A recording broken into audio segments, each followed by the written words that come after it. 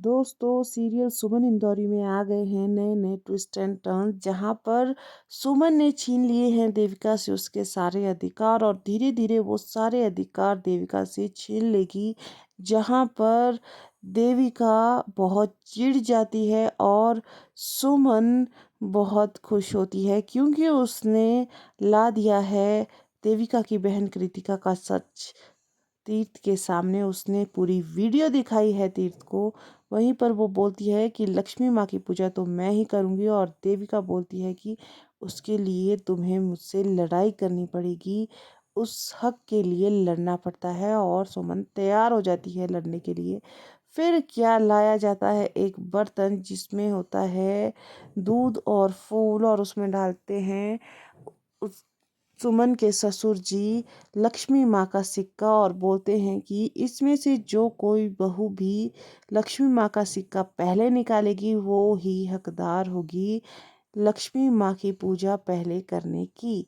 और सुमन हो जाती है तैयार इस लड़ाई के लिए, इस मुकाबले के लिए, और ढूंढना शुरू करते हैं देविका और सुमन उस दूध भरे पानी में लक्ष्मी माँ का सिक्का। लेकिन अब देखना बाकी होगा कि कौन वो सिक्का उस बर्तन में से पहले निकालेगा और किसे मिलेगा हक लक्ष्मी माँ का पूजा पहले करने का। लेकिन जो हमारे सुमन के ससुर जी हैं उन्होंने ये मान लिया है कि सुमन है इस घर की लक्ष्मी और उसके आने से उनके पास पैसा ही पैसा आ रहा है, जिसके कारण सुमन को सुमन के ससुर जी ने घर में वापस भी ले लिया है। ये सब किया धरा है तीर्थ का। तीर्थ ने अपने पापा को ये विश्वास दिला दिया कि जो सुमन जी हैं वो हैं इस घर की लक्ष्मी और उनके आने से इस घर में धन धान्य और लक्ष्मी ही लक्ष्मी आएगी।